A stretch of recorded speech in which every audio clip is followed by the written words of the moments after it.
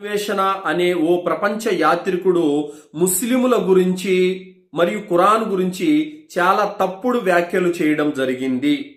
ఉగ్రవాదాన్ని, తీవ్రవాదాన్ని వాళ్ళ మతం ప్రేరేపిస్తుంది కాబట్టి వాళ్ళు ఇలా తయారవుతున్నారు అనే మాట ఒకటి.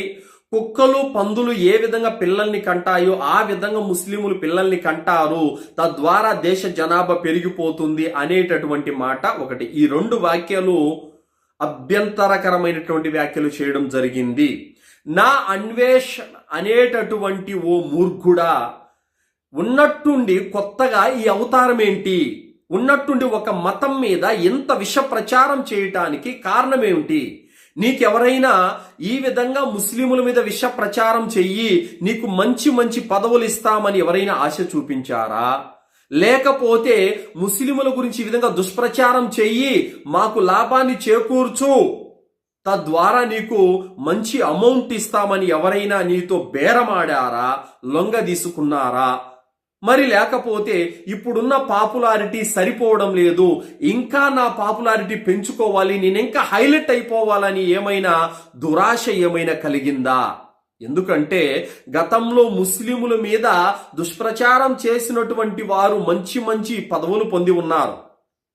రెండవది, ముస్లిముల గురించి, ప్రవక్త ముహమ్మద్ సల్లల్లాహు అలైహి వసల్లం గురించి, ఇస్లాంలో ఉన్న అంశాల గురించి మాట్లాడినటువంటి వారు బాగా పాపులర్ అయ్యున్నారు. పాపులర్ తరువాత నాశనం కూడా అయ్యారు.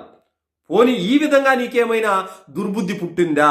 మరి ఉన్నట్టుండి ఇస్లాం గురించి, ఖురాన్ గురించి, ముస్లిముల గురించి నువ్వు ఈ విధంగా ఎందుకు ఇంత నీచంగా మాట్లాడుతున్నట్టు? అయితే ఇక్కడ మేము నీకు కొన్ని విషయాలు తెలియచేయాలి. ఉగ్రవాదం అనేది, తీవ్రవాదం అనేది ఒక మతానికి సంబంధం లేదు. ఇస్లాం ధర్మము కరాటండిగా చెప్పింది, మన్ కతల నఫ్సం బిగైరి నఫ్సిం ఔ ఫసాదిన్ ఫిల్ అర్ది ఫకఅన్నమా కతలన్ నాస జమియా. ఒక మానవుణ్ణి చంపితే అకారణంగా సమస్త మానవులను చంపినంత పాపము అని చెప్పింది ఖురాన్ గ్రంథం. ఒక మానవుడి ప్రాణాన్ని కాపాడితే సమస్త మానవుల ప్రాణాలను కాపాడినంత పుణ్యం అని చెప్పింది ఇస్లాం ధర్మం. అలాంటి ధర్మము ఉగ్రవాదాన్ని, తీవ్రవాదాన్ని ప్రేరేపించదు. అయితే మీరు ఒక విషయాన్ని పట్టుకొని పదే పదే అంటున్నారు. ఇదేమిటంటే ముస్లిములందరూ ఉగ్రవాదులు కాదు, కానీ ప్రతి ఉగ్రవాది ముస్లిం అని మీరు అంటున్నారు. మరి నేనంటున్నాను, 6, 7, 8, 9, 10 సంవత్సరాల చిన్న ఆడపిల్లల మీద రేపు చేసినటువంటి వాళ్ళలో 99% ముస్లిమేతరులే ఉన్నారు, మీలోని వారే ఉన్నారు. మరి మీ గ్రంథం, మీ మతం ఇలా బోధిస్తుంది కాబట్టే చిన్న పిల్లలను రేప్ చేస్తున్నారు అని మేమంటే మీరు ఒప్పుకుంటారా? చెప్పండి, ఒప్పుకుంటారా? 99% మీలోని వారే ఉన్నారు. మరి ఈ విషయాన్ని అంగీకరిస్తారా? అలా అనటం తప్పు మాదవుతుంది. ఎందుకనంటే తప్పు చేసేవాళ్ళు, నేరాలు చేసేవాళ్ళు, పాపాలు చేసేవాళ్ళు ప్రతి మతంలోనూ ఉంటారు. మతానికి గాని, కులానికి గాని, వంశానికి గాని సంబంధం ఉండదు సోదరులారా. కావున ఇక్కడ ఉగ్రవాదానికి పాల్పడినటువంటి వారిని అతి భయంకరంగా శిక్షించమని మేం కోరుకుంటున్నాము. శిక్షించండి. అధికారంలో ఉన్నది మీలోని వారే కదా. మా చేతుల్లో ఏమైనా ఉందా అధికారం? ముస్లిముల చేతుల్లో ఉందా? లేదు కదా. పిఎం దగ్గర నుంచి జిల్లా స్థాయి వరకు ప్రతి నాయకుడు మీలోని వాడే కదా. మరి అలా ఉగ్రవాదానికి, తీవ్రవాదానికి పాల్పడి మనుషుల్ని అన్యాయంగా చంపినటువంటి వాళ్ళని జైల్లో కూర్చోబెట్టి బిర్యానీలు ఎందుకు తినిపిస్తున్నారు? నడి రోడ్డులోకి తీసుకొని వచ్చి ఉరివేయండి. రేపు ఎవడైనా ఉగ్రవాదానికి, తీవ్రవాదానికి పాల్పడాలంటే వణుకు పుట్టేలా చేయండి. మరి అలా ఎందుకు చేయడం లేదు? మీ చేతుల్లో అధికారం పెట్టుకొని కూడా మీరు ఎందుకు అలా చేయడం లేదు? ఎందుకంటే ఇందులో కూడా రాజకీయ కుట్ర ఉంది. వాళ్ళు అలా బాంబులు వేయడము, వాళ్ళు అలా మనుషుల్ని చంపడము, అలా ఉగ్రవాదానికి పాల్పడటము అది మీకు అవసరం.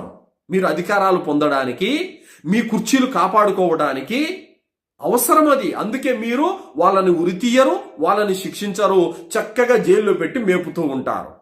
అర్థమైందా? సో కావున ఎక్కడ చెబుతున్నటువంటి మాట ఏంటంటే ఉగ్రవాదులు, తీవ్రవాదులు అనేవాళ్ళు ఒకే మతంలో లేరు, ప్రతి మతంలోనూ ఉన్నారు. నేను ఇప్పుడు మీకు స్క్రీన్ మీద కొన్ని ఆధారాలు చూపెడతాను, చూడండి.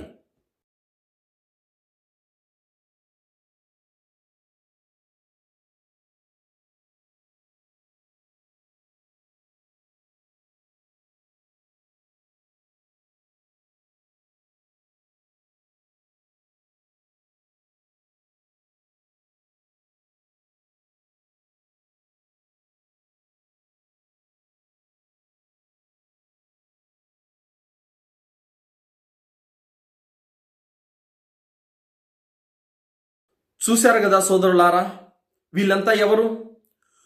ముస్లిములలోనూ ఉగ్రవాదానికి తీవ్రవాదానికి పాల్పడిన వారు ఉన్నారు, ముస్లిమేతరులలో కూడా ఉగ్రవాదానికి తీవ్రవాదానికి పాల్పడిన వారు ఉన్నారు. నరహత్యలు చేసేవాళ్ళు, రేపులు చేసేవాళ్ళు, కిడ్నాపులు చేసేవాళ్ళు, దొంగతనాలు చేసేవాళ్ళు, నేరాలు ఘోరాలు చేసేటటువంటి వాళ్ళు, తల్లిదండ్రులను కూడా హత్య చేసినటువంటి వాళ్ళు ప్రతి మతంలోనూ ఉన్నారు. ఇది ఒక్క మతానికి అంటగట్టడము ఈ నా అన్వేషణ అనేటువంటి మూర్ఖుడి యొక్క అజ్ఞానం సోదరులారా. వీళ్ళ యొక్క రాజకీయ కుట్రలు ఏ విధంగా ఉన్నాయంటే, మొన్ననే మీరు చూశారు, ఐ లవ్ ముహమ్మద్ అని గుళ్ళ మీద రాశారు, పోలీసులు పట్టుకున్నారు. ఆ రాసిన వాళ్ళు ఎవరో తెలుసా? మీలోని వారే, ముస్లిములు కాదు, మీలోని వారే. ఎందుకు అలా రాశారో తెలుసా? రాజకీయ కుట్ర. ముస్లిములు రాశారు మా గుళ్ళ మీద అని చెప్పేసి ఇంక వాళ్ళు రావాలి, ఇటు ముస్లిములు హిందువులు కొట్టుకొని చావాలి. ఈ విధంగా రాజకీయ లబ్ధి పొందడానికి నీచమైనటువంటి కుట్రలు. అందుకే ఆవు మాంసం తీసుకెళ్లి గుళ్ళల్లో పెట్టేది, బురకాలతో వచ్చారని చెప్పడము, లేకపోతే జుబ్బాలు వేసుకొని ముస్లిములు ఇదిగోండి అని నిరాధారమైన సాక్ష్యాలు పుట్టించడము, ఇలా 100 సార్లు పట్టుబడ్డారు. ఈ విధంగా ఆ బురకాలు తొలగించి చూస్తే మగవాళ్ళు, అది కూడా మీ మతానికి చెందిన వాళ్ళే. ఏంటి కుట్రలు? ఇవన్నీ కూడా స్వార్థ రాజకీయాల కోసం తప్ప మరేమి కాదు. మొన్ననే న్యూస్ పేపర్కి వేశారు, కొన్ని లక్షల కిలోల బీఫ్ ఎగుమతి చేస్తూ ఉంటే పట్టుకున్నారు. ఎవరు ఆ బీఫ్ ఎగుమతి చేసిన వాళ్ళు? మీలోని వారే, ముస్లిములు కాదు. ఎవరికి తెలియదు ఇవన్నీ కూడా. కావున నీకు ఎవరు ఆశ చూపించారు, ఏ అధికారం ఇస్తామని చెప్పేసి నీకు దురాశ పుట్టించారు? ఎందుకు నువ్వు ఇలా ఉన్నట్టుండి మాట్లాడుతున్నావు? నిజంగా ఖురాన్ గ్రంథం ఉగ్రవాదాన్ని తీవ్రవాదాన్ని ప్రేరేపిస్తుందా అంటే ఇది ముమ్మాటికి పచ్చి అబద్ధము. ఉగ్రవాదాన్ని తీవ్రవాదాన్ని ఇస్లాం ధర్మం ఒప్పుకోదు. ఒకవేళ ఖురాన్ గ్రంథం ఉగ్రవాదాన్ని తీవ్రవాదాన్ని ప్రేరేపిస్తుంటే గనక ముస్లిములందరూ కూడా తప్పకుండా దాన్ని పాటిస్తారు. ఏ విధంగా అల్లాహ్ ఖురాన్ గ్రంథంలో 5 పూట్ల నమాజ్ చేయమని ఆదేశించాడు, ముస్లిములందరూ 5 పూట్ల నమాజ్ చేస్తున్నారు. అలాగే రంజాను మాసంలో ఉపవాసాలు పాటించమని అల్లా ఆదేశించాడు, ముస్లిములందరూ కూడా ఉపవాసాలను రంజాన్లో పాటిస్తారు. అలాగే హజ్జు యాత్ర చేయమని అల్లా ఆదేశించాడు, స్తోమత ఉన్న ప్రతి ముస్లిం కూడా హజ్జు యాత్ర చేసి వస్తాడు. అలాగే బక్రీద్కు కుర్బానీ ఇమ్మని అల్లా ఆదేశించాడు, ప్రతి ముస్లిం కూడా బక్రీద్ పండగకి కుర్బానీ ఇస్తాడు. మరి ఇన్ని ఆదేశాలు పాటించే ముస్లిము నిజంగా ఉగ్రవాదం తీవ్రవాదాన్ని ఇస్లాం ధర్మం ప్రేరేపిస్తుంటే మరి ప్రతి ముస్లిము చేయాలి కదా, మరి ఎందుకు చేయడం లేదు? ఎవడో 100కో 1 ఎవడో పాకిస్తాన్లో బాంబు వేస్తే అది ముస్లిములందరికీ అంటగట్టడం అనేది అజ్ఞానం కాదా, మూర్ఖత్వం కాదా? ఉగ్రవాదాన్ని తీవ్రవాదాన్ని ఖురాన్ ప్రేరేపిస్తుంది, అందులో మార్పు చేర్పులు చెయ్యాలి అనేటువంటి మాటలు ఈ మూర్ఖుడు చెబుతున్నాడు. ఖురాన్ గ్రంథంలో ఎలాంటి మిస్టేకులు లేవు, అది మీ కంటికి ఆ విధంగా కనిపిస్తుంది. పచ్చ కామిర్లు వచ్చిన వాడికి లోకమంతా పచ్చగానే కనిపిస్తుంది అన్నట్టుగా ఆ విధంగా మీరు తప్పుడు దృష్టితో చూస్తున్నారు కాబట్టి మీకు తప్పులే కనిపిస్తున్నాయి. అదే మీరు స్వచ్ఛమైనటువంటి హృదయంతో మీరు ఖురాన్ గ్రంథాన్ని చదవండి. సర్వ మానవులకు మార్గదర్శకత్వం వహించేటువంటి ఖురాన్ గ్రంథము మానవుణ్ణి నైతికంగా ఉన్నతమైనటువంటి స్థాయికి తీసుకెళ్తుంది తప్ప తప్పు చేయమని ఖురాన్ గ్రంథం చెప్పదు. తల్లిదండ్రుల పట్ల విధేయత చూపమని చెప్పినటువంటి గ్రంథం ఖురాన్ గ్రంథం. పొరుగువాని యొక్క హక్కులు నెరవేర్చమని చెప్పినటువంటి గ్రంథం ఖురాన్ గ్రంథము. అనాథలను వితంతువుల్ని ఆదుకోండి, నాతో పాటు స్వర్గంలో ఉండండి అని ప్రవక్త ముహమ్మద్ సల్లల్లాహు అలైహి వసల్లం వారు చెప్పారు. ఇంత గొప్ప గొప్ప విషయాలను బోధించినటువంటి ఖురాన్ గ్రంథము. కుక్కకు నీళ్లు తాపినందుగా స్వర్గం పొందినటువంటి ఒక వ్యక్తి ఉన్నాడు. పిల్లిని అకారణంగా చంపినందుగా నరకానికి పోయినటువంటి ఒక మనిషి ఉన్నాడు. మరి ఇంత విలువైనటువంటి బోధనలు బోధించేటటువంటి ఖురాన్ గ్రంథం అకారణంగా ఇతరులను చంపమని చెబుతుందా? ఎన్నటికీ చెప్పదు సోదరులారా. ఒకవేళ మీరంటున్నట్టే గనక ఇదే గనక నిజమైతే మరి అరబ్ దేశాలలో కొన్ని వేల మంది, ఎంతో మంది హిందువులు ఇంకా ముస్లిమేతరులు వెళ్ళి అక్కడ ఉపాధి పొందుతున్నారు. మరి అరబ్బులు వాళ్ళ చేతిలో అధికారం ఉంది, వాళ్ళ చేతుల్లో రాజ్యాలు నడుస్తున్నాయి. మరి వారు ఎందుకు ముస్లిమేతరులను చంపడం లేదు?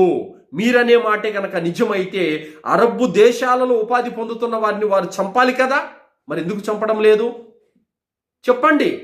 అల్లా నమాజ్ చేయమన్నాడు, ఉపవాసం అన్నాడు, కుర్బానీ అన్నారు, అన్ని చేసే ముస్లింలు ఇది కూడా చేయాలి కదా, చెయ్యరు. ఎందుకంటే ఇది అల్లా ఆదేశము కాదు, ఖురాన్లో అలాంటి మాటలు కూడా లేవు. కానీ ఎప్పుడో ముష్రికులను చంపమని ప్రవక్త ముహమ్మద్ సల్లల్లాహు అలైహి వసల్లం కాలంలో వారికి వర్తించే విషయం తీసుకొని వచ్చి కావాలని బురద చల్లి అందరినీ రెచ్చగొట్టడం అనేది జరుగుతుంది నీలాంటి అజ్ఞానులు. దాని తర్వాత ముస్లిములు కుక్కలు పందులు ఏ విధంగా కంటాయో ఆ విధంగా పిల్లల్ని కంటారు అనేటటువంటి మాట నీవు తీసుకొని వచ్చావు. వాస్తవంగా చెప్పాలంటే 100 మంది పిల్లల కన్నా తల్లిదండ్రులు ఆ జంట ఏ మతానికి చెందిన వాళ్ళో నువ్వు కూడా చదివావు, ప్రజలందరూ కూడా తెలుసు. ఒక 40-50 సంవత్సరాలు వెనక్కి వెళితే ఒక్కొక్క తల్లిదండ్రుల సంతానం 8 మంది, 9 మంది, 10, 12, 13 మంది ఎవరుకున్నారో అది కూడా నీకు తెలుసు. సంతానం అనేది ఎవరికైతే ప్రేమ ఉంటుందో వాళ్ళు అధిక సంతానాన్ని కలిగి ఉంటారు. అయినా నేడు చాలా మంది 2-3తో ఆపుకుంటున్నారే తప్ప 6 మందిని, 7 మందిని, 10 మందిని ఎవరు కనడం లేదు. అయితే అధిక సంతానం అనేది ఇది కూడా మతానికి సంబంధం లేదు, ప్రతి మతంలోనూ ఉన్నారు. కావాలంటే నువ్వు ఏదైనా ఒక గ్రామానికి రా, ఒక ప్రాంతానికి రా, అక్కడ ఏ మతానికి చెందిన వాళ్ళు అధిక మంది పిల్లలు ఉంటారో నిరూపిస్తాం. నిరాధారమైనటువంటి మాటలు, నిరాధారమైనటువంటి నిందలు ఇవన్నీ వేసి ఏ లబ్ధి పొందటానికి, ముస్లిముల మీద ఈ విధంగా దుష్ప్రచారం చేసి ఏ సంపాదించుకుంటావు నువ్వు? సో కావున ముస్లిముల మీద, ఖురాన్ గ్రంథం మీద ఈ విధమైనటువంటి తీవ్రమైనటువంటి బురద చల్లేటటువంటి వ్యాఖ్యలు చేస్తే కబడ్దార్, ఇంకొకసారి తీవ్రమైనటువంటి పరిణామాలు ఎదుర్కోవాల్సి వస్తుంది. కావున ముస్లిముల గురించి, ఖురాన్ గురించి, ఇస్లాం ధర్మం గురించి, ప్రవక్త ముహమ్మద్ సల్లల్లాహు అలైహి వసల్లం గురించి ఎవరైనా మాట్లాడే ముందు ఒళ్ళు దగ్గర పెట్టుకొని మాట్లాడండి. ఈ విధమైనటువంటి నిరాధారమైనటువంటి వ్యాఖ్యలు చేయటము తప్పు, ముమ్మాటికి ఇది అజ్ఞానము సోదరులారా. కావున నా అన్వేషణటువంటి వ్యక్తి ఈ విధంగా ఖురాన్ గురించి తప్పుడు వ్యాఖ్యలు చేసినందుకు, ముస్లిముల గురించి ఈ విధంగా తప్పుడు వ్యాఖ్యలు చేసినందుకు ఇతన్ని వెంటనే శిక్షించవలసిందిగా మేము ప్రభుత్వాన్ని కోరుతున్నాము. అస్సలాము అలైకుం వరహ్మతుల్లాహి వబరకాతుహు.